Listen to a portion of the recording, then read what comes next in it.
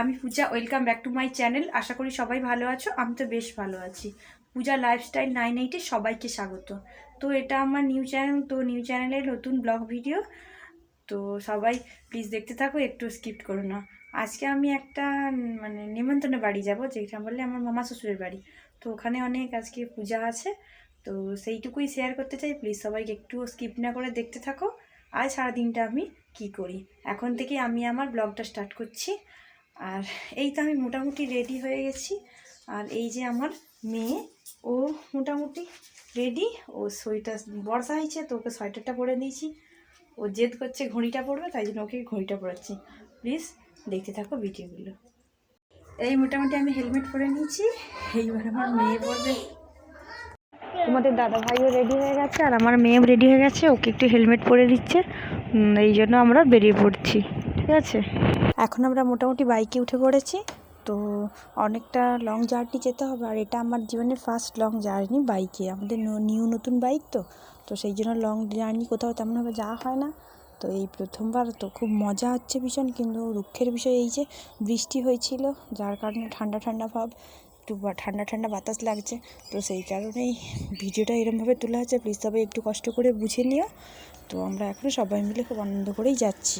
প্রায় 1 ঘন্টা জার্নির রাস্তা। তো সেই কারণেই আমরা খুব বিকেল বলতে কটায় 4টার দিকে বেরিয়ে পড়েছি, যেতে 5টারও বেজে যাবে।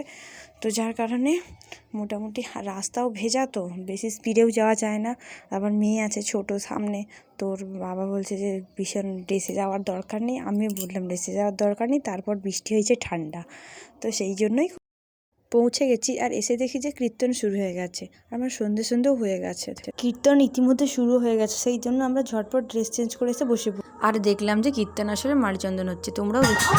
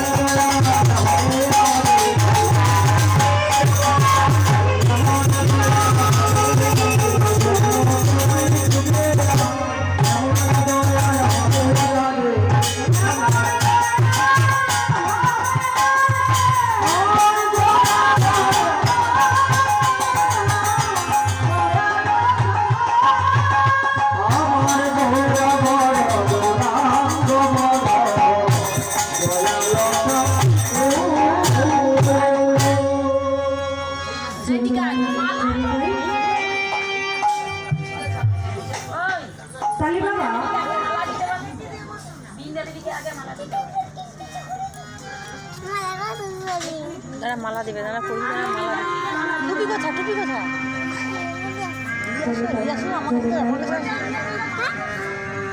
মালা আছে আমার টুপিটা বলে আছে অসাধনের চিন্তামণি বিধি বিলাই ওলই আনি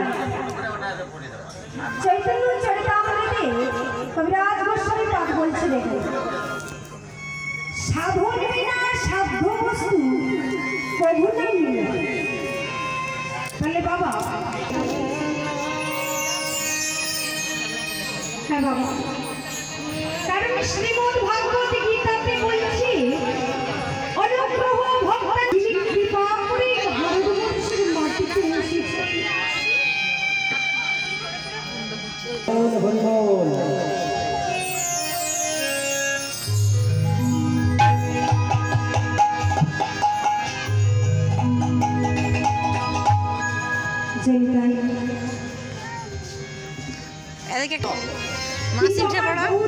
কীর্তনিয়াদের মালিচন্দন হয়ে গেছে, এবার যারা এসেছে তাদের মালিচন্দন হচ্ছে, দেখে নাও।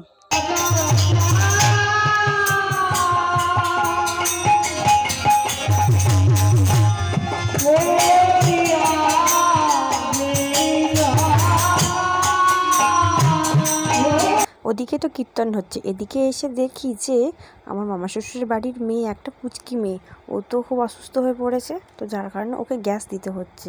আরও ছোটো দুষ্টুতে গ্যাসটা নিতেই চাইছে না, তার সাথে আবার আমার মেয়েও আছে, তো ছটফট করতেছে, কিন্তু ওকে তো দিতেই হবে, ঠান্ডা ঠান্ডা ভাব এসছে, তো বৃষ্টিও হয়েছে তার মধ্যে থেকে, তাই ওর জোর করে ওর মা ওকে গ্যাস দিচ্ছে নাকে। আর কুচিটা খুব দুষ্টু হয়েছে, এখন দুষ্টুমি করছে, আর এগুলো দেখতে খুব ভালোও লাগে।